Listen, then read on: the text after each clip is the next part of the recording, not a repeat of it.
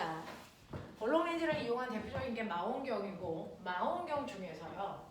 요즘은 허블이 만든 전파를 이용해서 천체를 관측하는 전파 망원경을 많이 쓰지만, 옛날에는 실제로 눈으로 보는 가시광선을 이용해서 관측하는 망원경을 우리가 광학 망원경이라고 해요.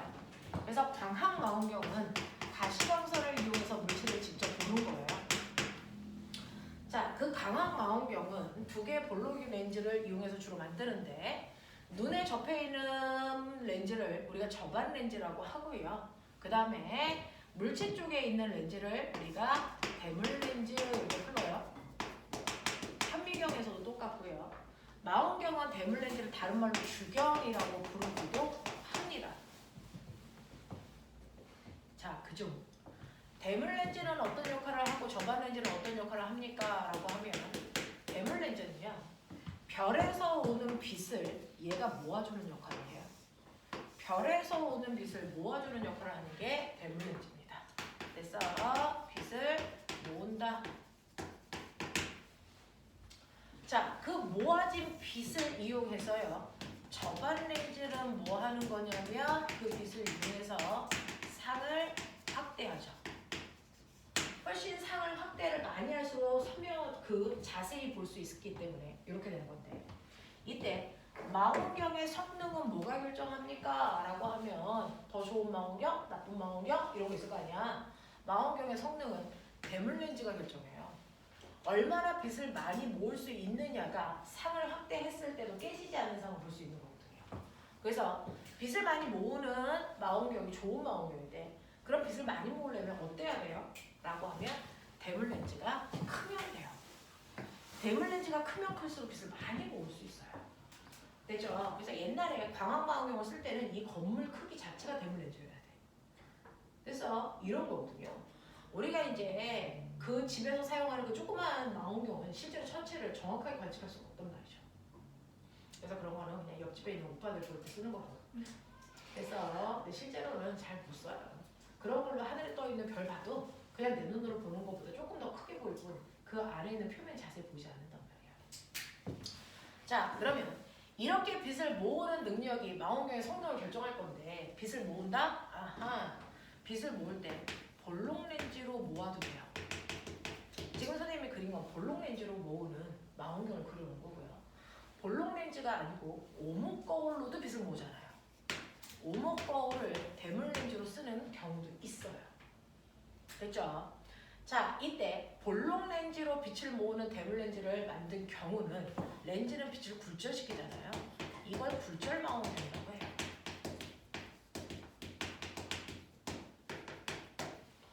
오목 거울을 이용해서 빛을 모으면 거울은 빛을 반사시켜서 모으는 거죠.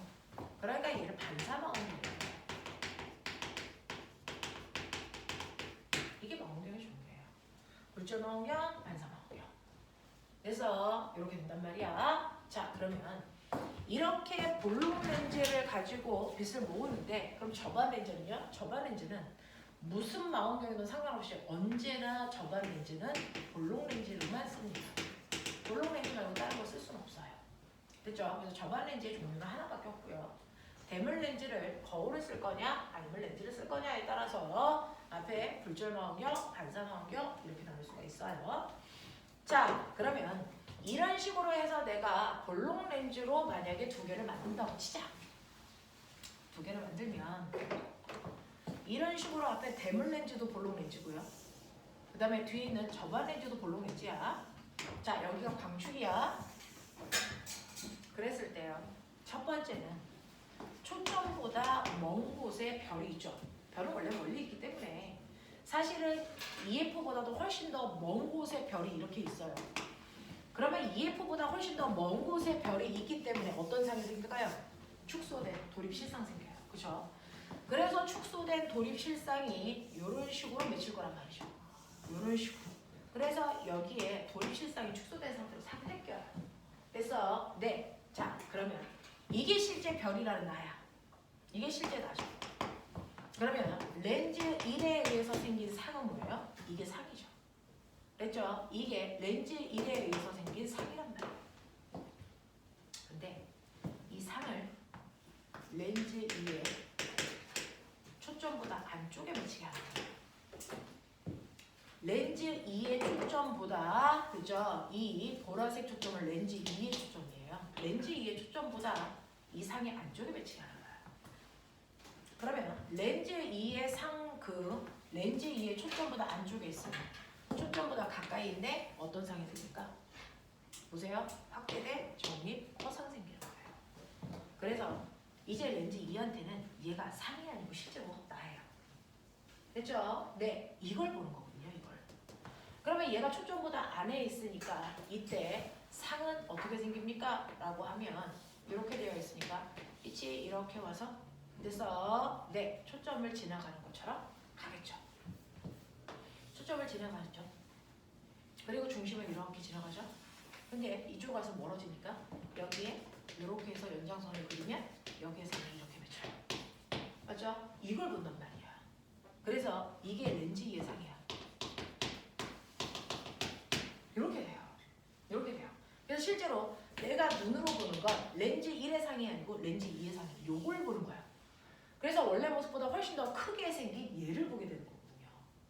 됐죠? 이런 식으로 해서 별을 보는데 이때 잘 보세요.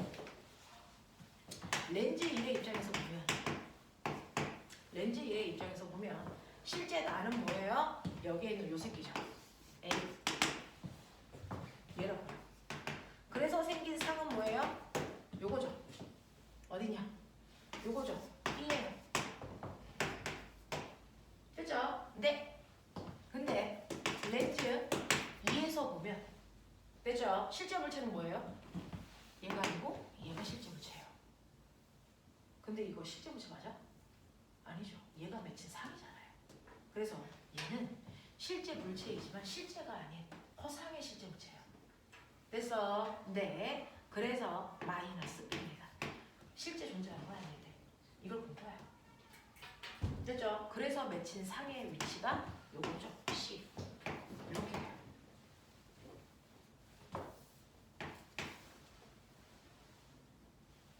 그러면 아까 선생님이 렌즈식에서요.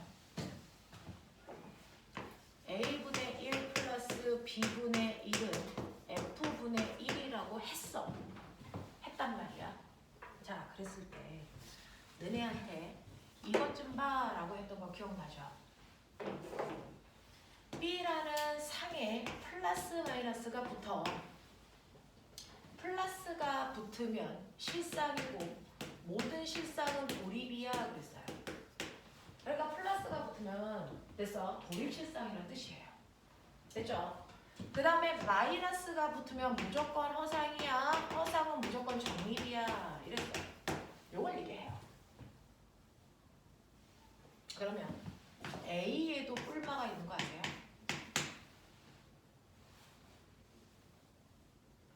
A는 나를 얘기하는 거고 B는 상을 얘기하는 건데 내가 진짜 내가 있고 거짓말 내가 있다는 거죠. 됐죠? 여기서의 이거는 진짜 나죠. 하지만 이건 거짓말 나죠. 됐죠? 무슨 말인지 알죠? 네. 그래서 플러스는 실제. 됐어? 실제 문제예요. 근데 마이너스는 볼록 렌즈에 의해서 생긴 상을 다시 볼 때 얘가 실제처럼 행동하는 것 뿐이죠. 됐어? 네. 이거는 거짓말. 물질. 그건 마이너스로 놓는 거죠. 그러니까 얘의 위치를 A로 놓을 때는 마이너스로 놓으시는 게 낫다. 됐죠? 이런 식으로요. A, B에 뿔마 있어요. 요거 보고 정확하게 해석하시고 넣을 때도 정확하게 넣으셔야 돼요. 그 다음에 F 초점도요. 플러스 초점이 있고 마이너스 초점이 있어요. 실초점, 현초점 이렇게 부르는 건데요. 됐죠? 네. 플러스 초점은 볼록 렌즈의 초점은 플러스구나. 오목 렌즈의 초점은 마이너스 초점입니다. 허상 쪽이에요. 이렇게 나요.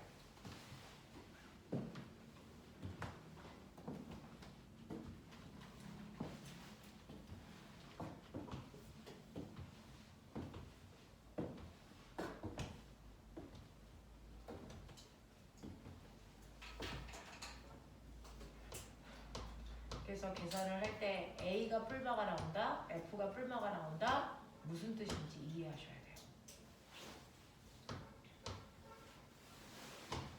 됐어?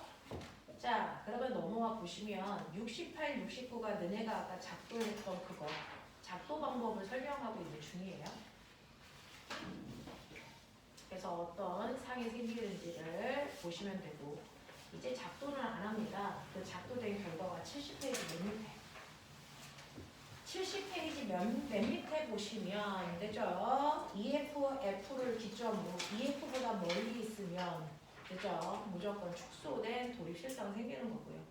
EF에서는 정확하게 나와 같은 크기의 도립실상 생기고요. EF와 F 사이에는 되죠? 확대된 도립실상 생기고요.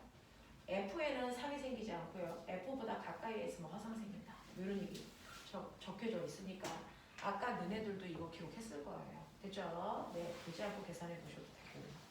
그 다음에 배율 구하는 식의 A분의 P다. 이것도 한번 보시고.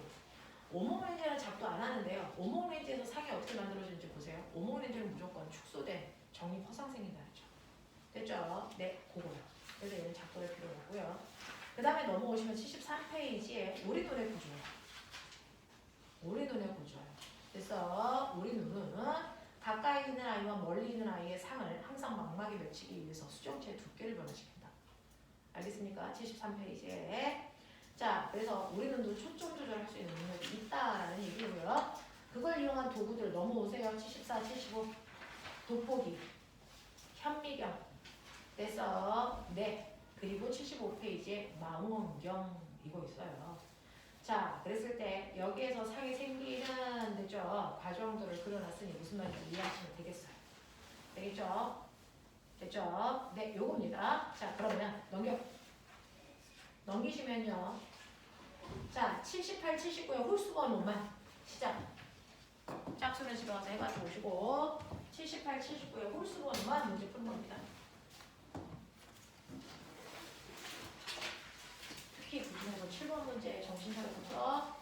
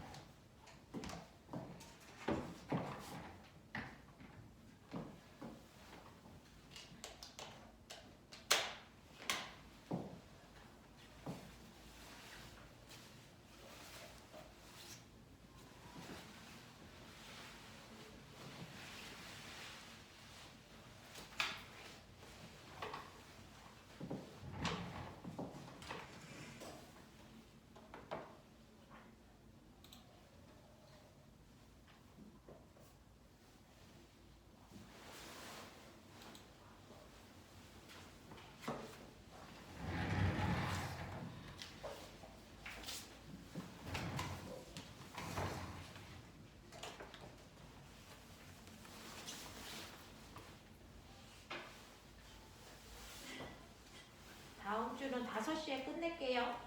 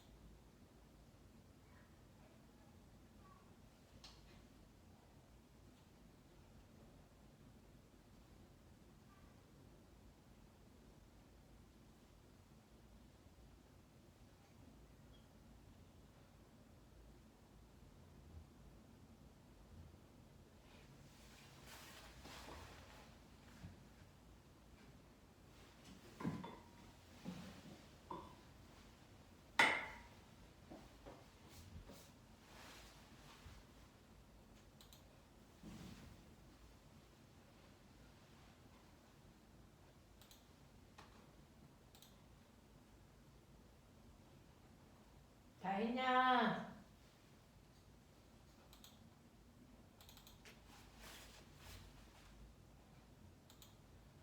현호야, 목요일 중 내신 대비할 거면 일요일 날 10시 타임이다.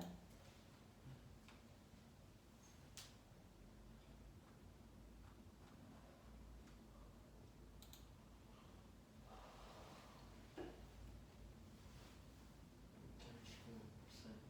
응? 다른 시간 없어. 그 학교는 지정이야.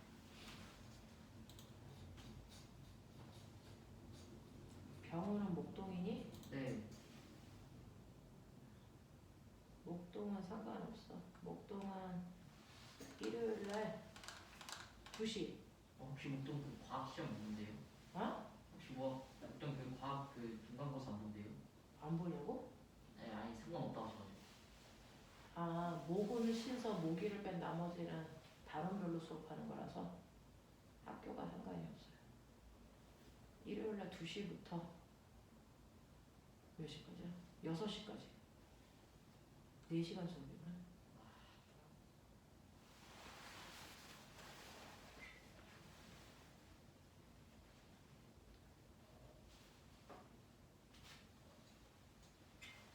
3주 동안 하는 수업이야. 3주.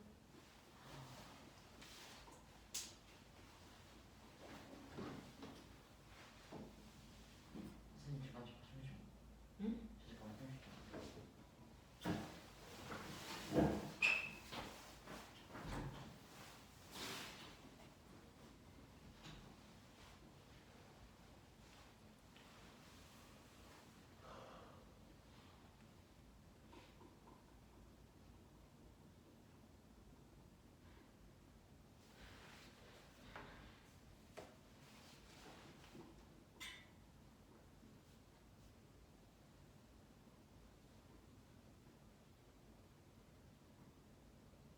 채윤아, 네. 너 화투 수업 듣는다고 엄마가 그러셨는데 토요일 날 10시도 있고 일요일 날도 아닌가?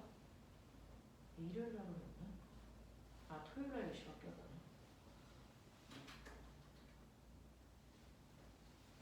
토요일 날 10시. 토요일 날 시간이 안 되는데. 토요일 날 10시에 시간이 안 돼? 네. 어? 그 아침에 어디 가?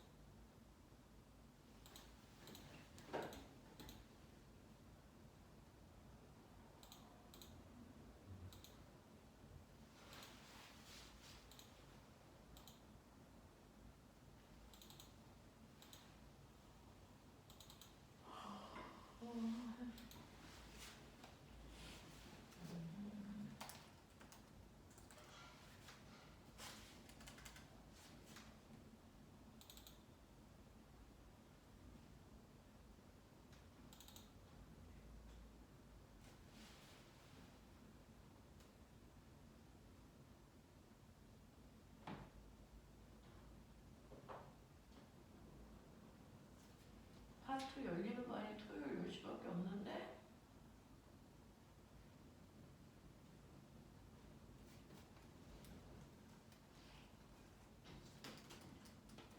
너 화원은 들었잖아. 할 필요 없잖아.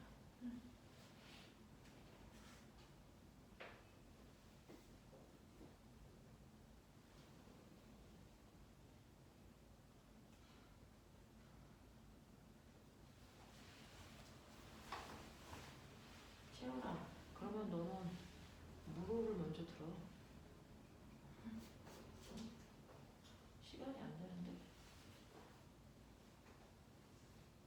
그렇다고 물투를 다시 듣기도 그래. 오늘 물투 다시 안 들었대. 일단은 토요일 날 2시에 화투 있는데 그거 시간 조정이 안 돼? 전혀? 안 될 것 같아요. 토요일.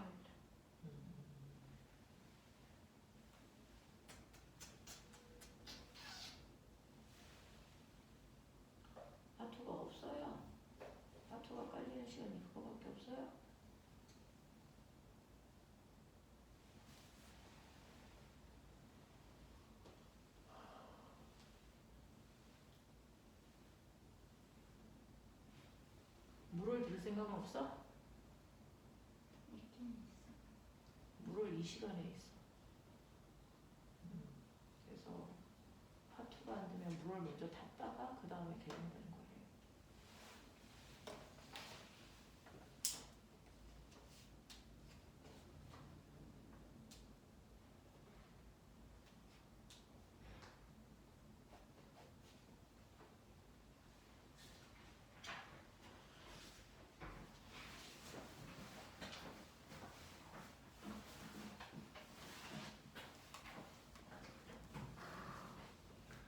저는 이 다음 컬을 화원으로 넣는다.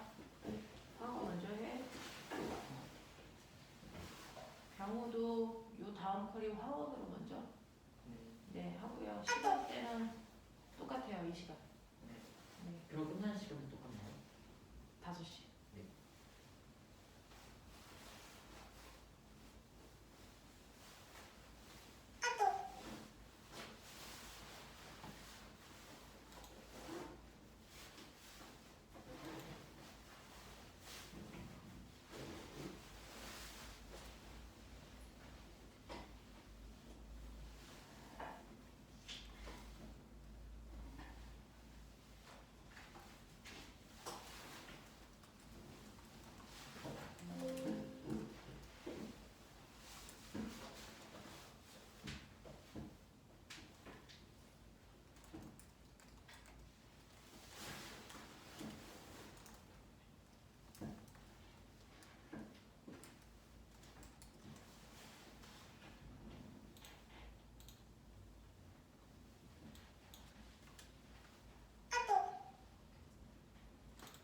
과거 언니 오빠들은 일요일날 학원 오게 해달라고.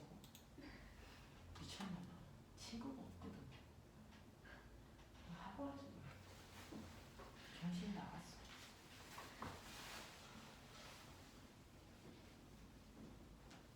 그래서 하진아, 너 내년에 선생님이 과거반 데리고 온다 했어. 저요? 제가 어차피 네 인생은 네가 결정하는 게 아니야. 그냥 순종적으로 하라고 그러면 할게. 고민 없고 좋잖아. 그래서 다음번에 과거반 데려올 거예요. 그래서 엄마한테. 그러니까 빨리 화원, 화투 끝내. 물투까지 끝났는데 이제 화원을 시작하는 게 말이 돼? 자, 나 이제 몇 번까지 불렀어? 혹시나 사진이 몇 번까지?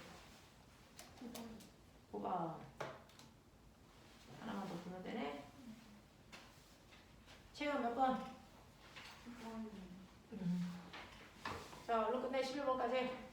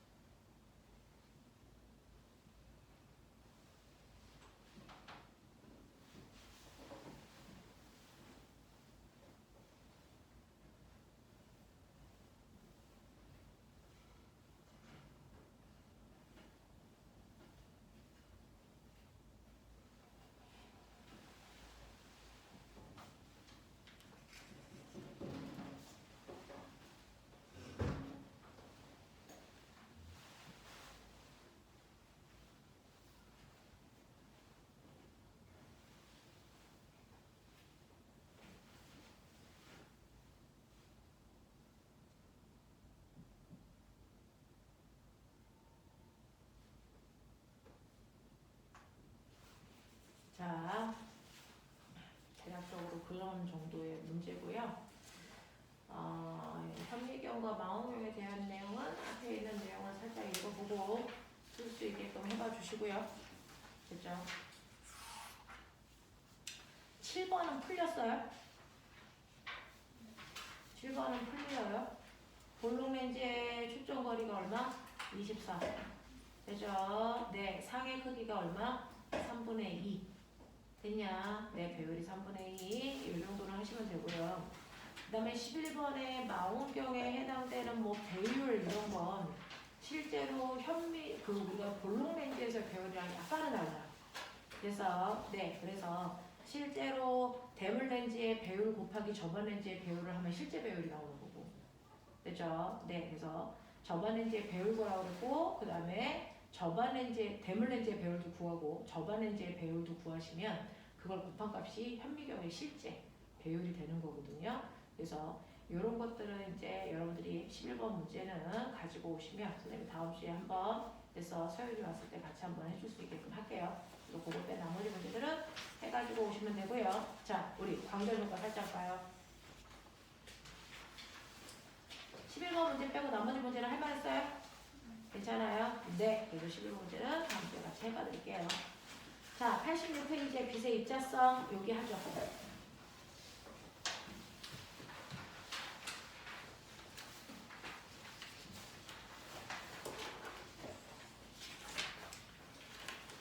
자, 빛의 입자성 방전 효과고요. 다음 주까지만 하면 우리가 현대 물리 파트 끝내면서 다음 주에 한번 전체적으로 한번 봐줄게요. 어떤 내용 했었는지.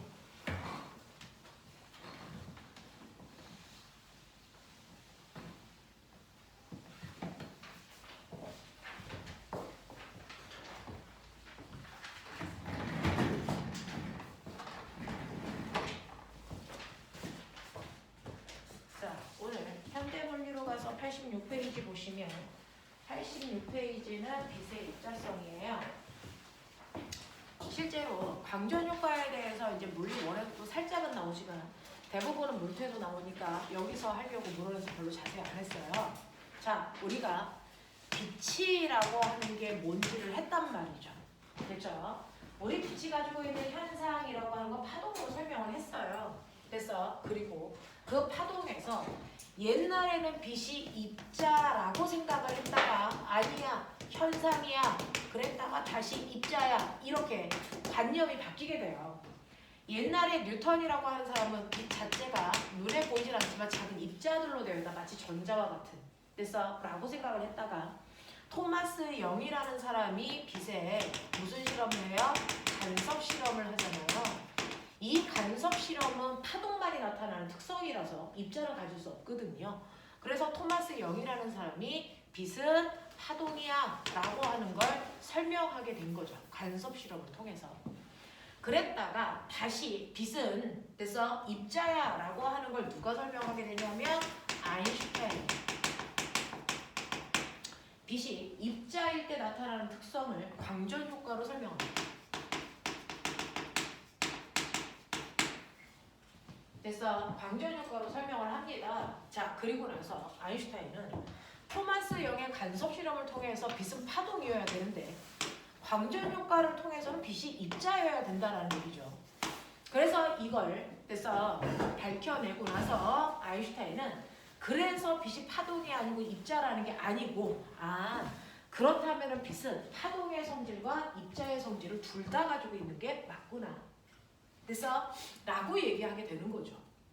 됐죠? 네. 그래서 이렇게 빛이라고 하는 아이는 파동의 성질도 가지고 있고 입자의 성질도 가지고 있기 때문에 이것을 빛의 이중성이라고 한다.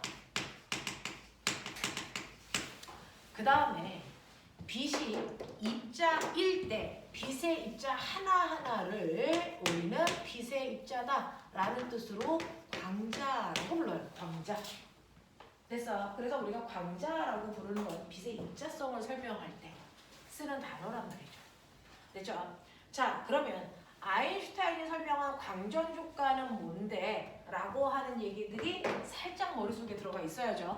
됐죠? 우리가 광전 효과라고 할 때 이 광전 효과는 뭐냐면 사실은 모든 물질은 더 이상 투기할 수 없는 원자로 되어 있다는데 그건 거짓말이고요.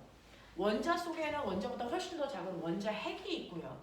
그리고 그 바깥쪽에 자유롭게 움직이는 자유전자가 있는데 이 전자들이 에너지가 결정된 껍질 속에 있어서 윗껍질로 올라가려면 에너지를 흡수해야 되고 그 중에서 무한번째 껍질로 올라가는 걸 전자가 탈출했어요. 이렇게 표현하는 거예요.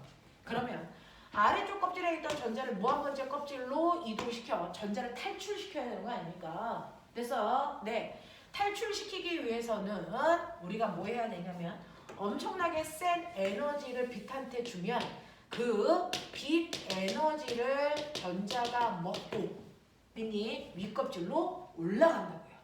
그 윗껍질로 올라가는 걸 전자가 물질 밖으로 튀어나오는 것처럼 보입니다. 됐죠? 네, 이거를 빛 먹고 탈출한 전자, 이걸 광전자. 빛 먹고 탈출한 전자를 광전자라고 하고요.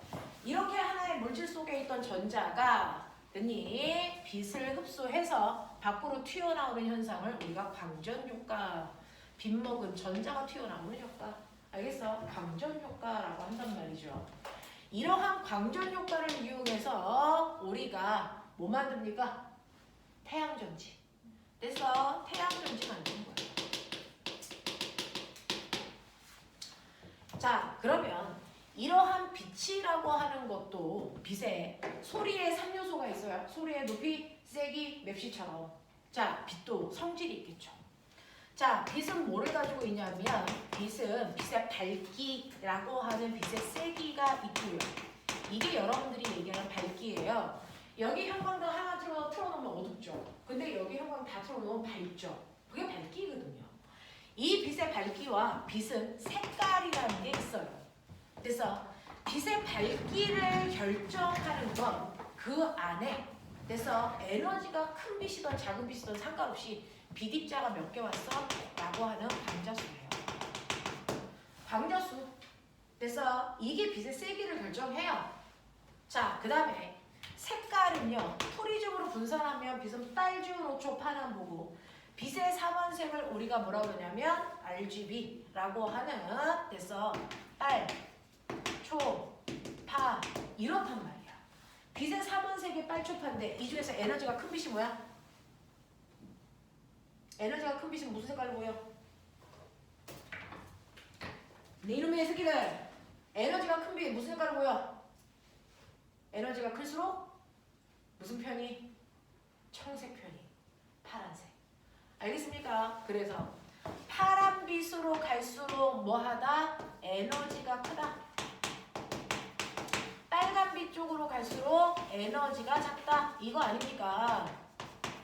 그래서 어떤 빛은 파랗게 보이는데 어떤 빛은 빨갛게 보여요? 뭔 차이예요? 에너지의 크기 차이예요. 그래서 빛의 색깔은 뭘 나타내는 거냐면 빛이 가지고 있는 에너지의 크기별로 색깔이 다르게 보이는 거야. 우리 눈이 빛의 에너지의 크기를 색깔로 표현해 주는 거야. 그래서 파란색으로 보이면 와 빛이 엄청 에너지를 많이 가지고 있네. 빨간색으로 보이면 빛이 에너지를 조금 가지고 있네. 요거예요. 그래서 빛의 색깔은 에너지의 크기를 얘기하는 거고요. 그 다음에 빛의 세기는 바로 광자, 빛 입자의 개수다. 그러니 여기 보시면 빨간 빛도 있어요. 그 다음에 네 초록빛도 있고요. 파란빛도 있다고 치자. 이렇게 여러분들이 보시면 여기에 빨, 초, 파라고 하는 RGB가 있단 말이에요. 얘가 빨갛게 보이는 광자 한 개야. 그러면 이 광자 하나가 가지고 있는 에너지는 얼마냐면 작아. 그래서 얘가 가지고 있는 에너지 값은 1이고 얘가 가지고 있는 에너지 값은 10이고 얘가 가지고 있는 에너지는 100이야. 요런 뜻이야. 광자 하나가 가지고 있는 에너지의 크기 차이가 내 눈에는 색깔로 보여요. 그래서 네, 근데 선생님 난 빨간 빛인데 빨간 빛도 두 개가 있죠. 그래서 흐린 빨간 빛이 있고요. 그래서 눈부실 정도로 밝은 빨간 빛이 있잖아요. 그러면 흐린 빨간 빛이라는 건 어쨌든 빨간 빛이거든요. 그러니까 에너지를 1 가지고 있는 빨간색 광자가 한 개와 그래서 흐린 빨간 빛이야. 이런 느낌이라면 눈부신 빨간 빛이라고 하는 그래서 밝은 빛은요. 자, 빨간색 빛이니까 에너지를 1 가지고 있는 거 똑같아. 그쵸? 근데 이 빨간 빛이 1000개와 그러니까 눈부시지. 근데 빨간색이지. 이 뜻이야. 됐어? 그러니 초록빛도요. 초록빛도 흐린 초록빛 조명이 있는가 하면 눈부신 초록빛 조명이 있어요. 에너지는 똑같이 10인 거 맞는데 그 초록색 빛이 1개가 오면 흐릿하겠죠. 됐어? 근데 이 초록색 빛이 1000개가 오면 초록색인데 눈부시겠죠. 그 얘기예요. 자, 파란색 빛도 똑같아요. 파란색도 흐린 파란색은 파란색에 해당되는 에너지 1000이라는 에너지를 가지고 있지만 그 파란 빛이 1개 오면 눈부셔요. 아니 흐릿해요. 하지만 1000이라는 에너지를 가지고 있는 파란 빛이 1000개와 눈부시죠. 됐어? 네. 그래서 이 에너지의 크기는 색깔로 보인다. 그리고 그 에너지를 가지고 있는 빛의 그래서 광자의 개수는 밝기로 보인다. 알겠습니까? 요거예요. 그래서 빛은 세기와 색깔로 구분한다. 색깔은 에너지의 크기다. 그리고 세기는 그 에너지를 가지고 있는 광자의 개수다. 자, 근데 저 궁금한 게 있는데요. 이 빛이라고 하는 아이는 도대체 언제는 파동의 성질을 가지고 있고 언제는 입자의 성질이에요? 뭐에 따라 결정돼요? 라고 하면 이러한 빛이라고 하는 아이가요. 누구의 방해도 받지 않고 쭉 오고 있는 동안은 파동의 성질을 띄어요. 파동의 성질을 띄다가 얘가 오다가 어느 물질이랑 쾅 하고 부딪힙니다. 이렇게 충돌이 일어나는 요 순간에는 파동이 아니고 입자로 바뀌어요. 그래서 충돌을 하는 그 순간에 그 빛은 입자의 성질을 띈다고 해요. 자, 그래서 빛이 입자다, 파동이다 라고 하는 건 시대별로 달라지는 게 아니고요. 됐죠? 시간별로 달라지는 것도 아니고 온도별로 달라지는 것도 아닙니다. 얘가 오다가 다른 물질이랑 충돌을 하냐 안 하냐의 차이예요. 그래서 오다가 어떤 물질이랑 충돌하는 그 순간에는 입자가 되는 거고요. 충돌하지 않을 때는 파동의 성질을 띱니다. 됐죠? 그러면 이러한 빛이 파동의 성질을 가지고 있을 때는 빛이 가지고 있는 에너지의 크기 어떻게 계산할까요? 이것도 파동이잖아요. 자, 빛이 파동일 때 에너지의 크기는 진동수의 제곱에 진폭의 제곱만큼이 빛이 가지고 있는 에너지의 크기야. 모든 파동 에너지는 저렇게 구해.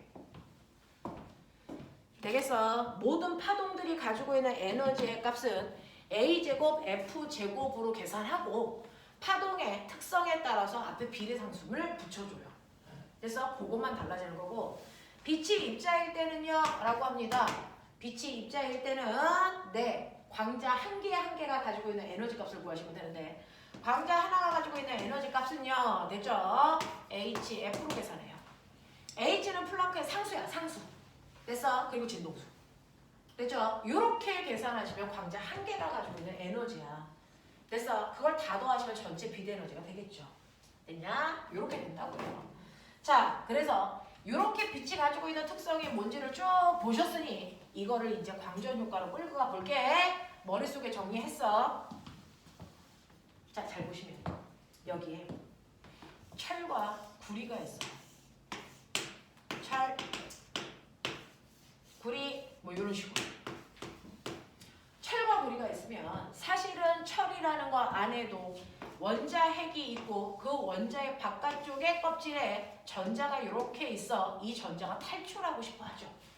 됐죠? 또 구리라는 아이도 원자핵이 있고 그리고 그 바깥쪽에 자유롭게 움직이는 자유전자가 있어. 얘도 탈출하고 싶어 하지만 윗껍질로 올라갈 수 있는 에너지가 없기 때문에 탈출하지 못하고 그 안에서 자유롭게 움직이는 것뿐이야. 자유전자들이야.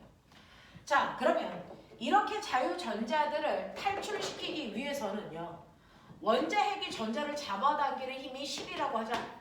그러면 이걸 최소한 끊고 탈출할 거 아니야. 자, 그런가 하면 구리는 이 원자핵이 전자를 잡아당기는 힘이 20이라고 치자. 이걸 끊고 탈출해야지. 그러니까 얘는 탈출하기 위해서 적어도 10 이상의 에너지를 흡수해야 탈출할 수 있어. 그래서 구리는 20 이상의 에너지를 흡수해야만 탈출할 수 있어. 됐죠? 네. 그래서 이렇게 다양한 형태의 에너지를 가지고 있는 광자들이 오면 그 광자를 전자가 뻥 하고 먹는데. 됐어? 네. 이때 조건이 있어요. 전자 한 개가 먹을 수 있는 광자 수는 한 개밖에 없어요. 1대1 대응이거든요. 그러니까 전자가 오는 빛을 여러 개 먹어요. 말도 안 되는 소리야. 그래서 전자는요, 광자를 한 개밖에 못 먹습니다. 됐죠? 그러니 얘가 만약에 광자들이요, 빨간 빛도 있고 초록빛도 있고 파란빛도 있는데, 됐죠? 빨간 빛이 가지고 있는 광자 하나의 에너지가 1이라고 치고, 초록빛 하나가 가지고 있는 광자의 에너지가 30이라고 치고, 파란 빛이 가지고 있는 광자 하나의 에너지를 우리는 100이라고 친다면, 됐죠? 이거를 철에 있는 전자가 먹으면 어떻게 될까? 구리에 있는 전자가 먹으면 어떻게 될까? 이거 생각해보자고요. 생각해보면 철이라고 하는 곳에 있는 전자는 탈출하기 위해서 필요한 에너지가 최소 10이고 한 번에 전자 한 개밖에 못 먹어요. 그러면 얘가 만약에 빨간빛 먹었다. 전자 탈출하니? 못해요. 방전 효과 안 일어납니다. 됐어? 네. 초록빛 먹었어요. 탈출할까요? 당근 탈출합니다. 됐어? 그러면 초록빛을 먹고 탈출했으니 초록빛보다 더 큰 에너지 가지고 파란빛을 먹으면 당근 탈출하겠죠. 됐어? 이 얘기야. 그러면 구리는 어떻습니까? 라고 하면 구리는요. 10이라는 에너지를, 됐죠? 네. 20이라는 탈출하기 위해서 필요한 에너지가 있는데 빨간빛은 1 가지고 있어. 이거 먹어봤자 탈출 안 해. 30이라는 에너지가 가지고 있는 초록빛 먹으면 탈출하겠지. 얘가 탈출하면 당연히 얘를 먹으면 탈출하겠지. 이런 거야. 이런 거.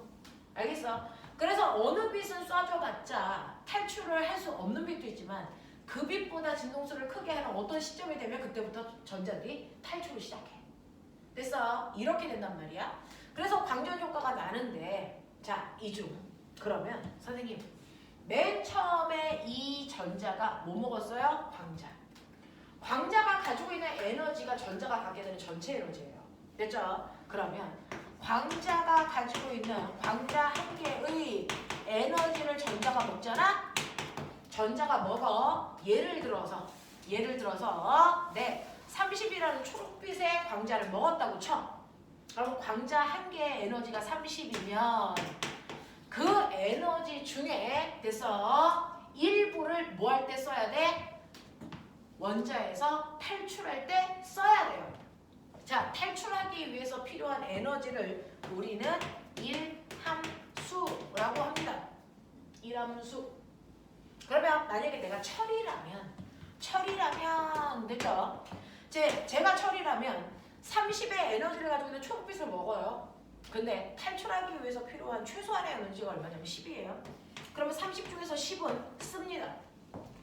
그래서 철의 일함수가 10이니까. 그럼 얼마 남아요? 20 남죠? 그러면 탈출할 때 10만큼 쓰고 나머지 탈출 후에 전자의 20이라는 에너지는 뭐가 됩니까? 탈출한 후에 전자의 운동 에너지. 됐어요? 네. 그래서 탈출한 후에 전자가 갖게 되는 전자의 운동 에너지가 얼마입니까? 이거 20이죠. 에너지 무슨 붙지? 됐어. 이렇게 돼요. 그 중에서 이 광자 하나가 가지고 있는 에너지를 우리가 2 이렇게 쓴다면 됐죠? 그 중에서 탈출하기 위해서 필요한 일함수라고 하는 워크 펑션 W로 써요. 일함수. 됐죠? 그리고 탈출한 후에 전자가 갖게 되는 운동 에너지 2K 이렇게 된단 말이에요. 이걸 생각했어 아인슈타인이. 아인슈타인이 생각을 했어. 자, 그랬을 때요. 우리는 이 사람이 이제 관심을 갖는 건 뭐냐면 그러면 탈출한 후에 전자의 운동 에너지? 오케이. 그러면 탈출한 후에 전자의 운동 에너지는 넘기셨어요? 전자의 운동 에너지는 맨 처음에 광자가 가지고 있는 에너지에서 일함수를 빼면 되겠죠? 됐죠? 네. 그 중에서 여러분들이 알고 있는 것처럼 저 광자가 가지고 있는 에너지 어떻게 구해요? HF. 광자니까 입자잖아요. 그러니까 EK는 HF 마이너스 W 이렇게 쓰면 돼요. 됐죠? 자, 근데 이걸 수학으로 표현해 볼게요.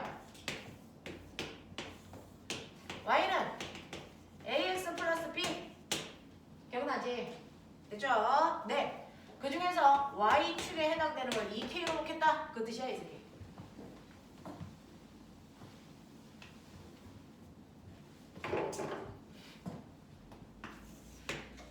이런 식으로 그래프가 그려진다면. 됐죠? 여기가 운동 에너지예요. Y축을. 그 다음에 X축을 뭘로 놓을 거냐면 진동수로 놓겠다. 이 뜻이에요. X축을 진동수로 놓을 거야, 나는? 이렇게 놓은 거야. 됐어. 그러면 X축 앞에 있는 A는 뭔데? 기울기. 그게 플랑크 상수야. 됐어. 네. 그리고 플러스 B가 뭔데? Y절편. 그게 이함수의 음수값. 알겠어? 요걸로 놓을 거라고. 그래서요. 철이라는 아이를 그래프로 그리면 됐어. 얘는 탈출하기 위해서는 적어도 빨간빛의 진동수는 안 돼. 그거보다 더 큰 진동수를 흡수해야 되고 얘가 탈출하기 위해서 필요한 최소한의 진동수는 요 정도 가지고 있어야 돼. 됐죠? 네. 자, 그랬을 때 요 진동수보다 더 많은 에너지를 가지고 있는 진동수를 가지고 있는 빛을 먹어야 그때부터 탈출. 그 전까지는 탈출을 못해. 알겠어? 그래서 이 그래프는요. 요거보다 낮은 빛을 먹어봤자 운동 에너지는 생기지가 않아. 점선. 요 순간부터 탈출해. 됐죠? 요 순간부터 운동 에너지 가져. 이런 얘기죠. 됐어? 네, 요런 얘기예요. 자, 그래서 그래프가요. 사실은 이렇게 그려집니다. 이때 Y절편에 해당되는 이 값이 바로 이 금속의 이람수의 음수값이에요. 그러니까 철은 이람수가 얼마라 그랬어요? 10이라고 그랬죠? 그럼 여기가 마십 이렇게 돼요. 됐어? 근데 얘가 빨간빛을 먹어요? 초록빛을 먹어요? 파란빛을 먹어요? 그렇죠? 빨간빛은 에너지가 아까 선생님이 1이라고 그랬어요. 초록빛은 에너지가 30이라고 그랬고 파란빛은 에너지가 100인 빛이라고 그랬는데 에너지는 어떻게 구해요? 플랑크 상수에다 진동수 곱한 거죠. 플랑크 상수는 상수니까 그냥 1로 놓으면 그래서 빨간빛의 진동수가 얼마라는 얘기예요? 1. 진동수가 1인 빛은 먹어봐야 탈출을 못한다는 얘기잖아요. 됐어? 진동수가 1인에 먹어봐야 탈출 못해요. 그래서 운동에너지 안 가져요. 그런 얘기야. 됐어? 네. 그러면 얘는요. 이람수가 10이니까 진동수가 얼마인? 10인 빛을 먹을 때부터 탈출해요. 됐죠? 10인 빛을 먹을 때부터 탈출해서 그때부터 운동에너지가 생기는 거고 30의 에너지니까 30의 진동수를 가지고 있는 빛을 먹으면 오케이. 이때는 됐죠? 네. 운동에너지가 얼마? 20만큼 생겨. 그런 뜻이야. 되겠어? 이거. 그래서 플랑크 상수에서 보시면 X축은 진동수를 그 중에서 X절편에 해당되는 얘가 그래서 금속을 탈출하기 위해서 필요한 최소한의 진동수. 이거를 우리가 한계 진동수 또는 문턱 진동수 이렇게 표현해요. 그러니까 적어도 이 진동수보다는 큰 진동수를 가지고 있는 빛을 먹어야 돼 라는 뜻이야. 됐죠? 네. 그 다음에 Y절편에 해당되는 건 이람수이고요. 그 다음에 이 그래프의 기울기가 플랑크 상수예요. 요게 플랑크 상수라고요. 자, 그러면 이게 철의 그래프라면 구리는 어떻게 될까? 구리는요. 탈출하기 위해서 20의 에너지가 필요하니까 10의 에너지가 필요했을 때보다도 문턱 진동수가 훨씬 더 크겠죠. 됐죠? 20이어야 되겠죠. 그래서 얘는 20이야. 됐어? 네. 근데 그래프의 기울기는 플랑크 상수가 똑같아야 돼. 알겠냐? 그래서 평행하게 이동했다 생각하시면 얘는 그래프가 이렇게 되시죠. 기울기는 같아야죠. 플랑크 상수니까.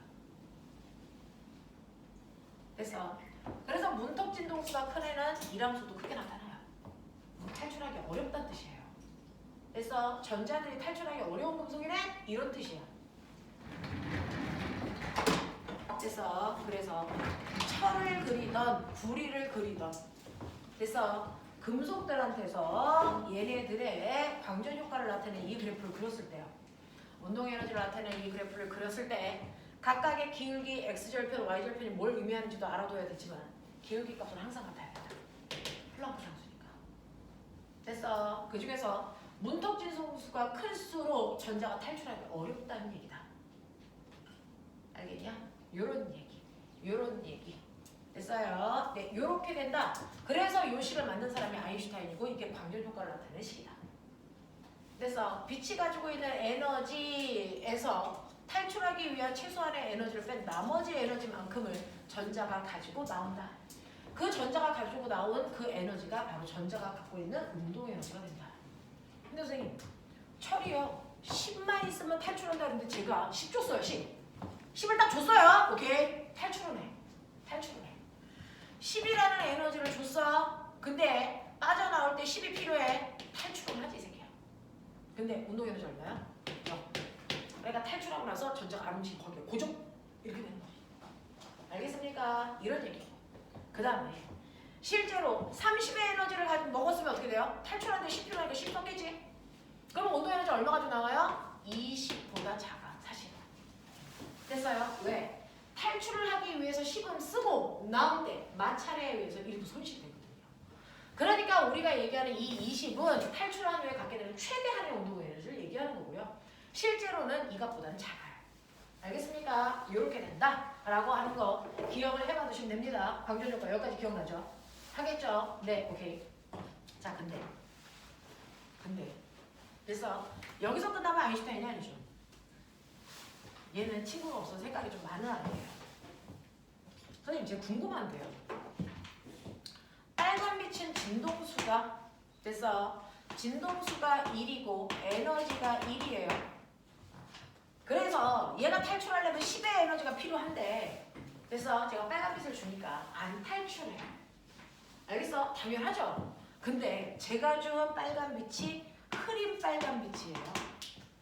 그래서 진동수가 1이고 에너지가 1인데 이 빨간색 입자를 가지고 있는 광자수가 몇 개냐면 광자수가 1개밖에 안 와서 그런 것 같아요. 그러면 제가 광자수를 1000개로 늘릴게요. 빨간 빛인데 1000개 줄게요. 1000개. 물론 빨간색이니까 하나당 가지고 있는 에너지는 1인 건 맞죠? 그래서 그게 1000개 온다니까. 그래서 아주 눈부셔서 볼 수가 없어. 눈부신 빨간 빛이야. 그걸 여기다가 확 하고 줘. 탈출한다 안 한다. 여기는 이 전자 탈출할 수 있다 없다? 현호 있다 없다?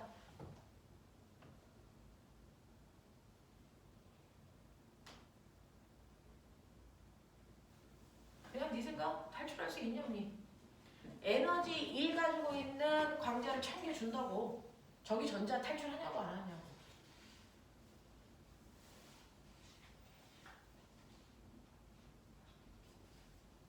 할 것 같아 안 할 것 같아? 안 들려? 안 해요. 왜요? 아까 얘기했죠. 선생님이 전자 하나는 무조건 광자 1개밖에 못 먹는 거야. 그래서 전자 하나가 광자를 1개밖에 못 먹기 때문에 광자가 1000개가 와도 999개는 그림의 떡이야 못 먹어. 하나밖에 못 먹어. 그래서 이런 식으로 전자 하나는 언제나 광자를 1개밖에 못 먹기 때문에 에너지를 가지고 있는 광자가 1000개가 오든 10,000개가 오든 나는 하나 먹어. 됐어? 근데 그 하나가 가지고 있는 에너지가 1이야. 탈출 못해.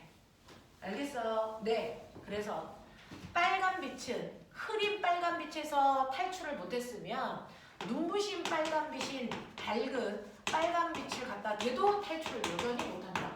알겠습니까? 이 얘기예요. 하겠죠? 하겠죠? 자, 제가 초록빛을 써요. 초록빛은 진동수가 30이라 광자 하나가 가지고 있는 에너지가 30이거든요. 됐죠? 네, 요걸 써줬어요. 철한테. 그랬더니 이 광자 하나 먹었겠죠. 그러면 광자는 탈출하기 위해서 10의 에너지가 필요하니까 30의 에너지를 가지고 있는 아이가 오면 고맙죠. 그거 먹고 탈출하죠. 탈출했어요. 아하, 광자수가 1개 왔는데 그거 먹고 탈출한 전자인 광전자가 1개네. 좋았어. 됐니? 네. 눈부신 초록빛을 쏴봐요. 눈부신 초록빛을 쏠게요. 흐린 초록빛 말고요. 됐어. 밝은 초록빛을 쏠게요. 그러면 진동수를 30을 가지고 있는 에너지가 1개당 30씩 가지고 있는 네, 그 초록빛 파란빛의 광자수가 1000개가 온다고 치자. 전자 탈출합니까? 탈출합니까? 하죠. 어차피 이 중에서 눈부시던 눈이 부시던 한 턴 에너지를 30 가지고 있는 전자를 먹으니까 탈출하겠죠. 하나를 먹으니까. 됐죠? 몇 개 탈출해요? 얘가 탈출시킬 수 있는 전자수 몇 개? 1000개. 1000개가 탈출해요. 1000개가. 됐어? 네. 그 1000개가 가지고 있는 최대한의 운동 에너지 얼마일까요? 20의 운동 에너지를 가지고 탈출합니다. 아니야. 네. 파란빛 쏠게요. 파란빛 진동수 100. 그래서 파란빛 하나가 가지고 있는 에너지가 100. 근데 흐린 파란빛. 그래서 흐린 파란빛을 먹으면 이 새끼가 물을 부시려고 어디서 아이고.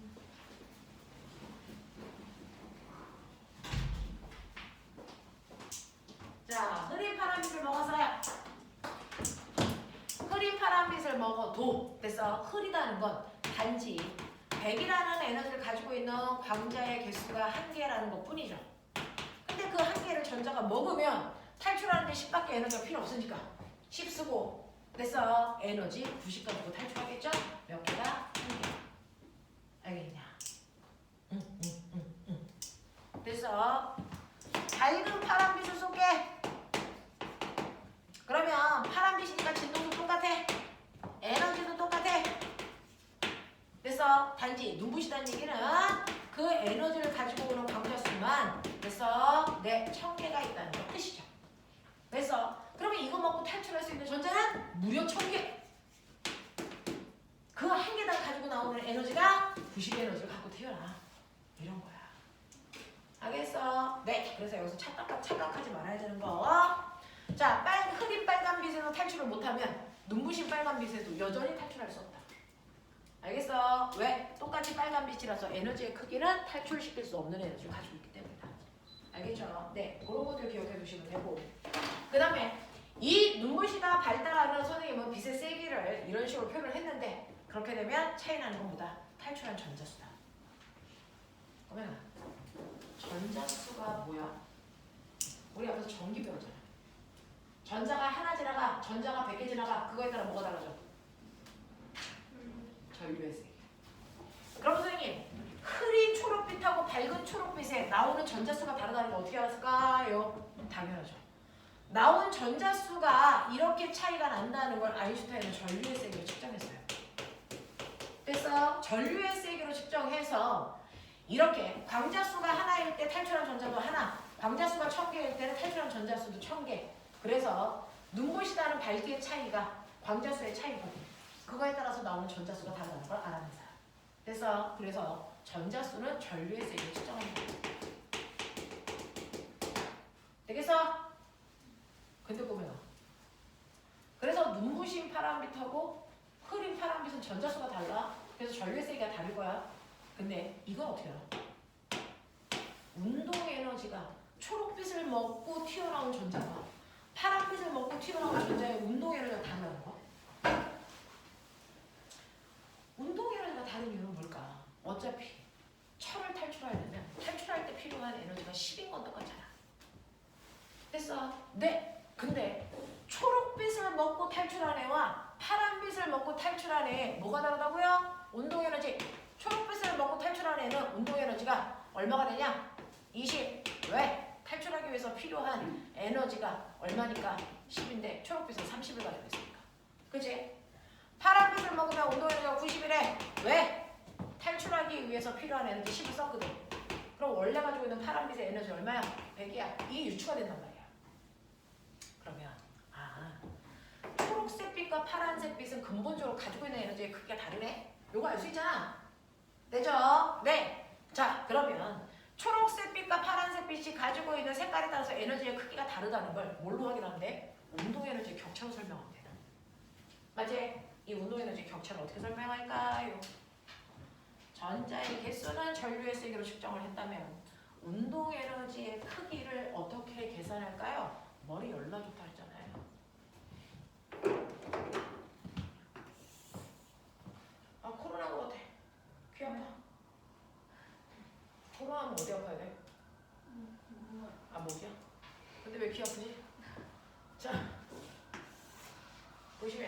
여기가 전압이에요.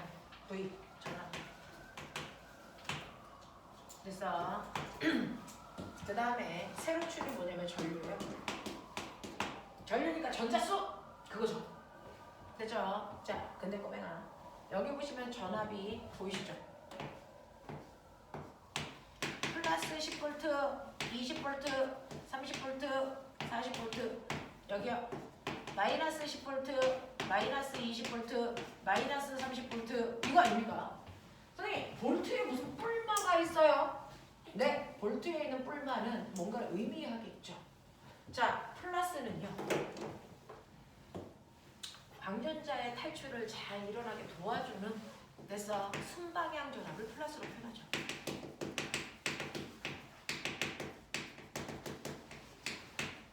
마이너스는요. 전자가 탈출 못하게 막는 거죠. 예, 역방향 전압이에요. 무슨 말이에요?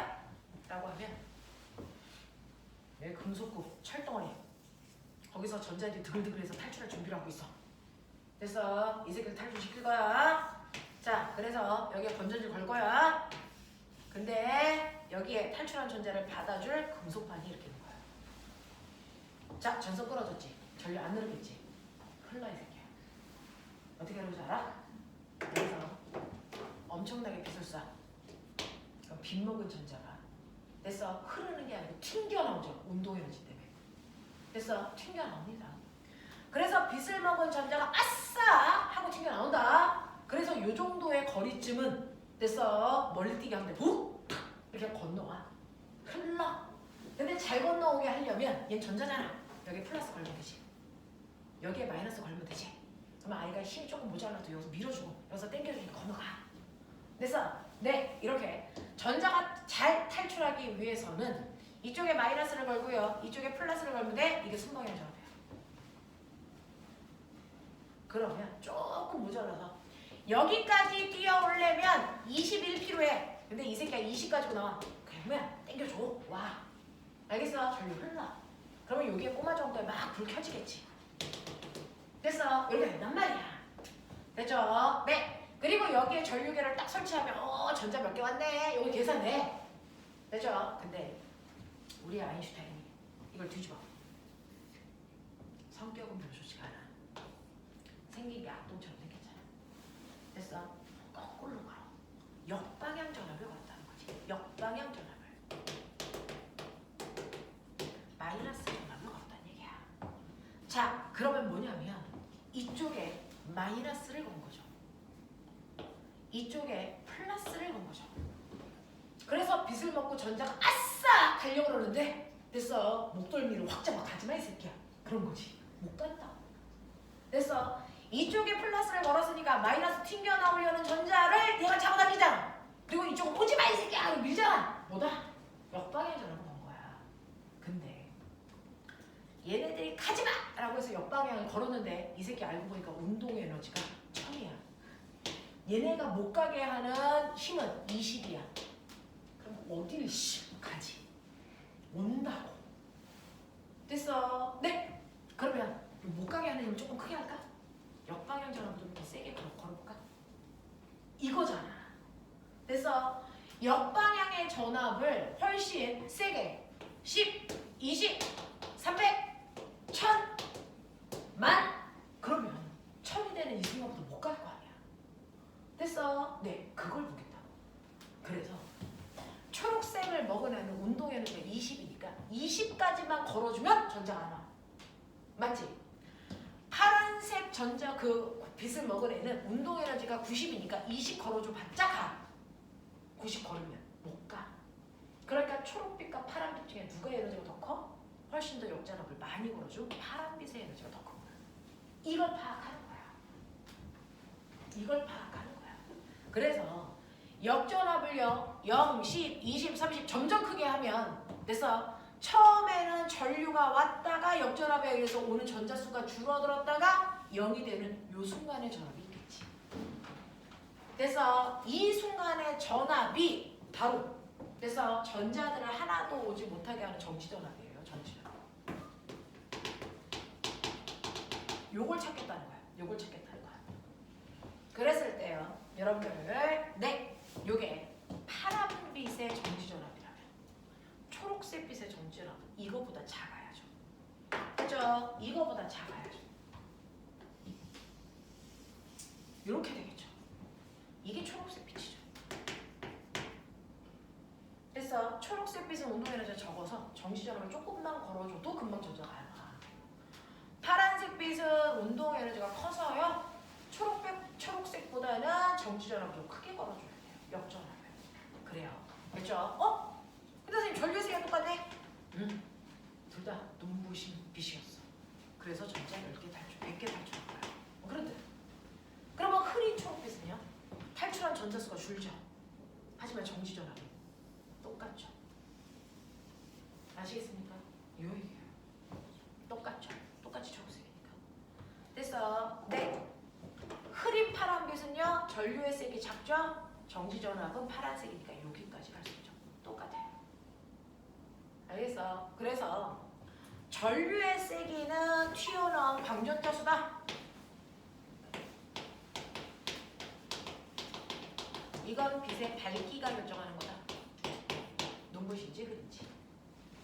그 다음에 정지전압은요. 색깔의 종류에 따라 결정된다. 빛의 색. 이게 에너지니까.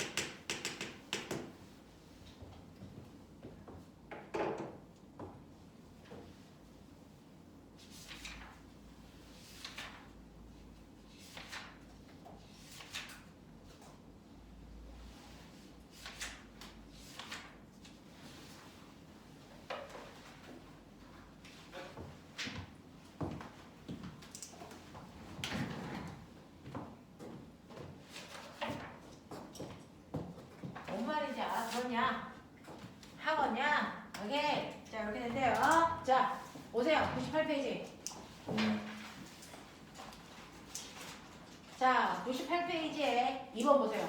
야, 조그림이 뭐게? 낮 동안의 가로등. 낮 동안의 가로등이 이렇게 생겨서 물론 낮 동안의 가로등은 순방향 전압거로. 그래서 햇빛 받으면 전자에 튀어나오지? 여기 뭐야? 이게 태양광이지. 그래서 네. 그랬다가 해가 지고 나면 여기에 모아놓은 전자를 가지고 그래서 이걸로 전류를 해. 알겠냐? 그러면서 불 켜. 이거야. 이거야. 그래서 가로등이라고 하는 게 광전 효과를 이용한 겁니다. 라고 하는 거 좀 기억해 두시고요. 네. 1번 답고해. 98페이지 1번.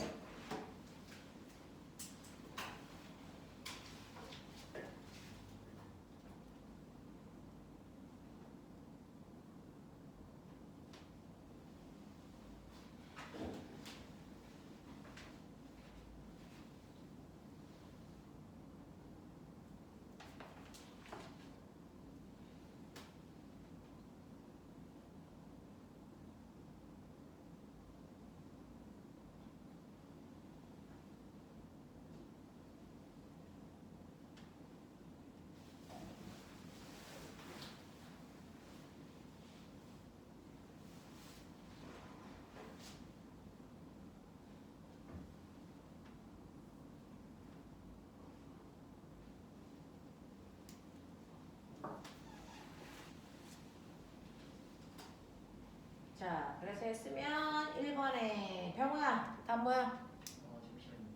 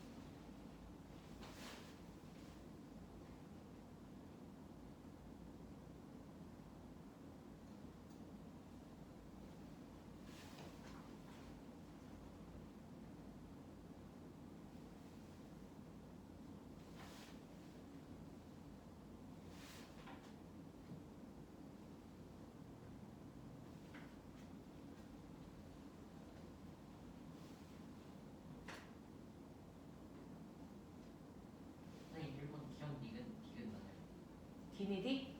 아니에요.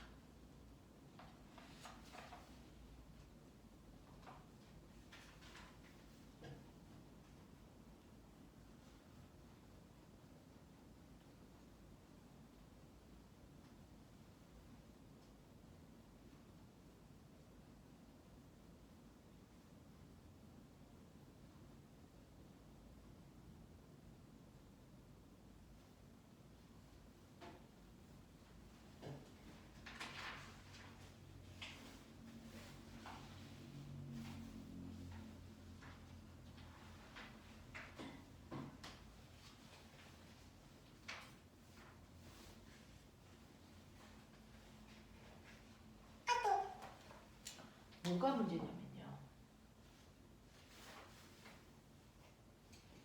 여기에서는 맞고 틀림을 고르라는 게 아니잖아요. 아, 그래서 여기 있는 내용은 다 맞는 얘기예요. 네. 근데 그 내용 중에서 빛은 입자성도 가지고 있고 파동성도 가지고 있잖아요. 그 중에서 파동성으로 설명이 가능한 것과 입자성으로 설명이 가능한 걸 구별하자는 거예요. 됐죠? 그 중에서요.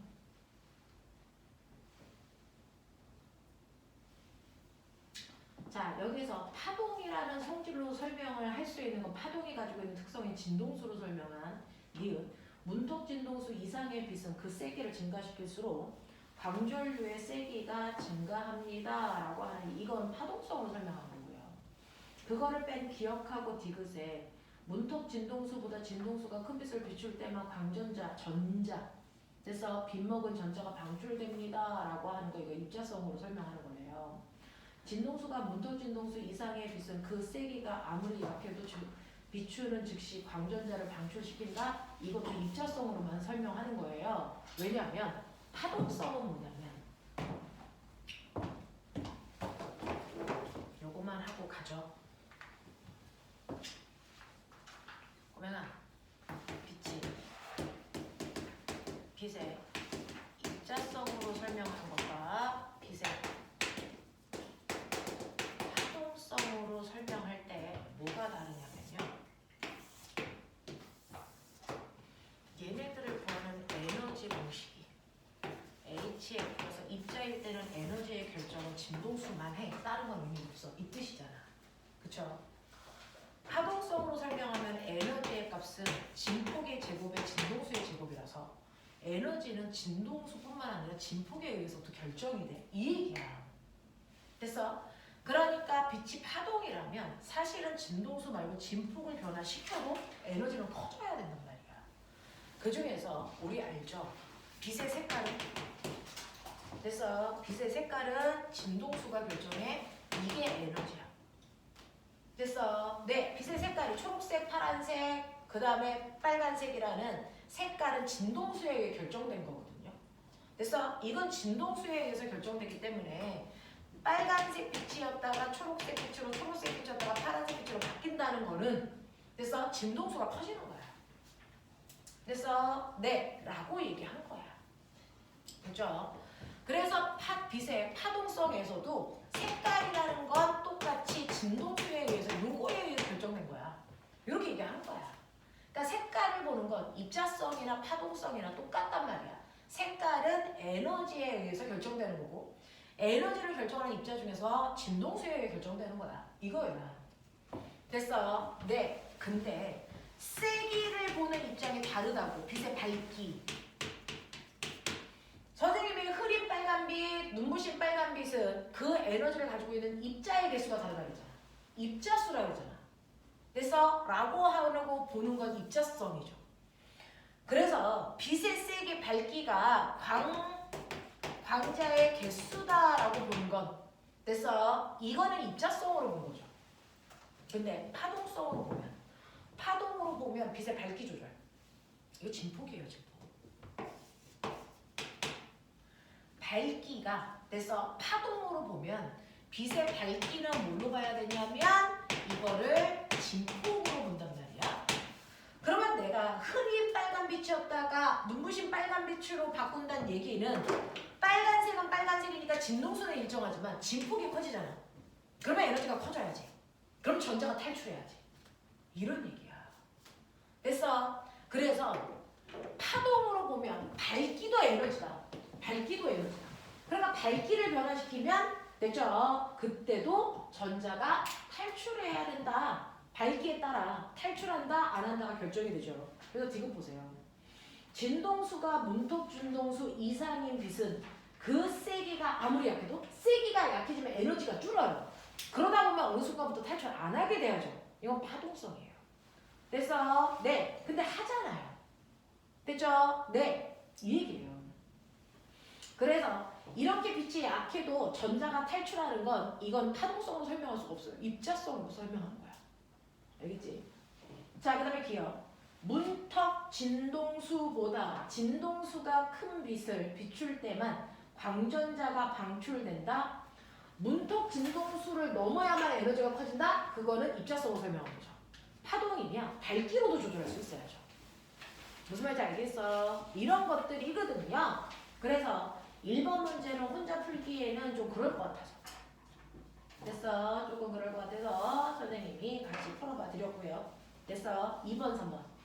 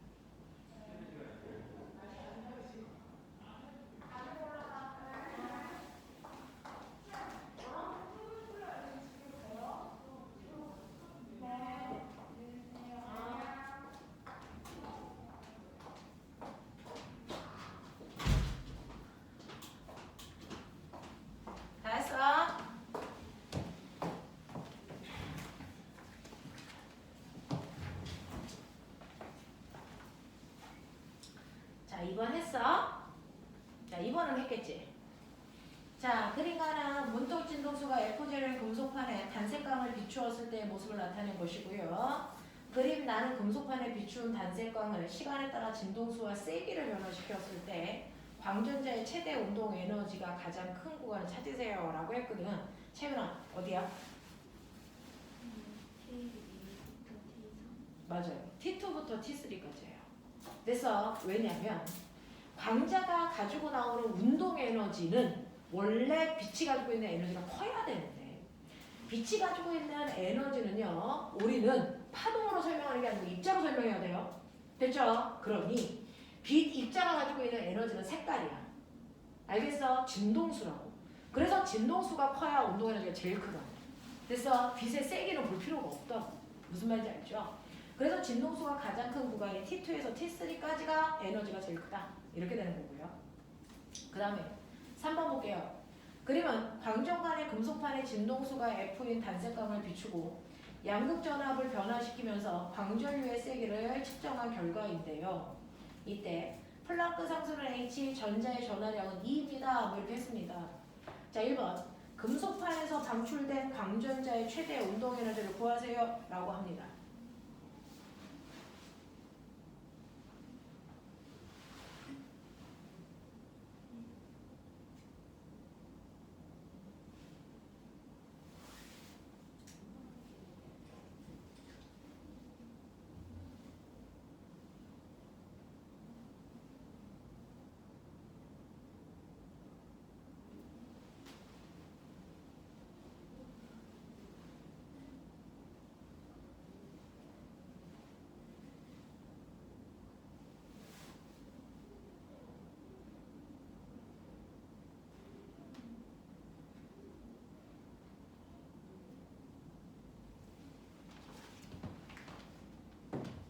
자, 100년 전에 배우진 않았는데 꼬매가 우리 얼마 전에 배웠던 거 기억나지? 여기가 뭐라 그랬어? 전이라고 그랬지. 됐어? 전압. 전압이 전인 거 알지? 자, 1쿨롱의 전자가 갖는 에너지. 맞죠? 네, 전이라고요. 1쿨롱의 전하가 갖는 에너지. 그러면 1쿨롱이 아니고 2쿨롱이면 2배, 3쿨롱이면 3배. 됐어? 네, 2쿨롱이면 2배 하면 되잖아요. 그러니까 여기서 전자 하나가 튀어나올 때 얘가 가지고 있는 얘가 못 튀어나오게 하려면 반대쪽으로 잡아당기는 힘이 얘가 앞으로 가려는 힘이 10이면 뒤로 얼마만큼 당기면 돼? 10. 됐어요? 그러니까 1쿨롱이라면 정확하게 V만큼의 힘을 주면 못 튀어나와. 정지전압 V야. 됐어? 그러면 얘가 1쿨롱이 아니고 10쿨롱이면 이거 10배 하면 돼. 됐어? 네. 8쿨롱이면 8배 하면 되죠? 전자의 전하량이 2제로래요. 아니 2제로배 하면 전자 하나가 가지고 있는 운동 에너지가 되겠죠. 됐죠? 네. 그래서 여러분 보시면 1번 금속판에서 방출된 광전자니까 전자 한 개고요. 그 전자 하나가 가지고 있는 전하량 Q값을 2제로로 쓰래요. 됐죠? 그래서 실제 전자가 가지고 있는 에너지는 QV라고 했잖아요.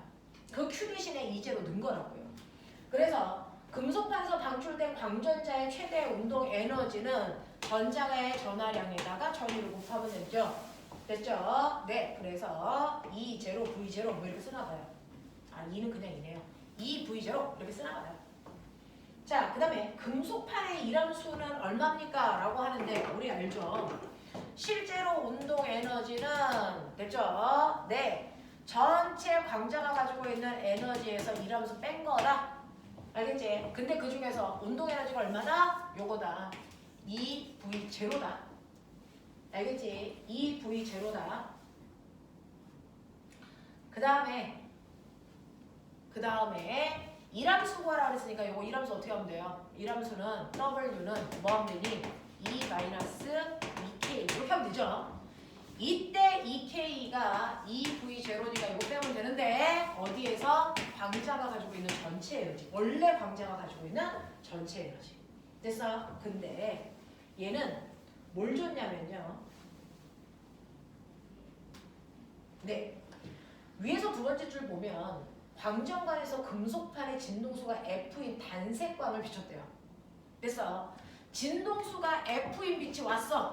그러면 그 빛이 가지고 있는 에너지는 HF. 맞아? 이거였잖아. 알겠지? 좀 복잡했어. HF 빼기 2V0. 알겠습니까? 이게 바로 이람수. 됐냐? 요런 느낌. 그 다음에 광전류의 세기가 최대일 때 1초 동안 음극에서 방출된 광전자의 수를 그래서 구하세요 라고 했는데 선생님이 너네한테 전류 설명했던 거 기억나니? 온갖 거 갖다 다 붙여본 거야. 전류는 일정한 시간 동안의 움직임 뭐야? 전하량. 맞냐? 그래서 I는 T분의 Q 이렇게 했거든요. 됐죠? 그때 여기에서 보시면 얘 전류의 세기를 I0라고 줬어요. 그래서 이게 I0래. 그리고 1초 동안이래. 알겠어? 그러면 전하량은 됐죠? 인데요. 광전자의 세기가 최대 1초 동안에 음극에서 방출된 그래서 전하량은 얼마냐면 Q는 I0고요. 그래서 전하량은 이거야. 됐죠? 네, 근데 전자수는요? 전자수는요?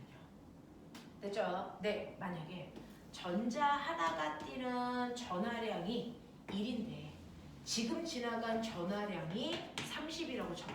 그럼 전자 몇 개 지나간 거야? 30개 지나간 거지. 맞아요. 다시요.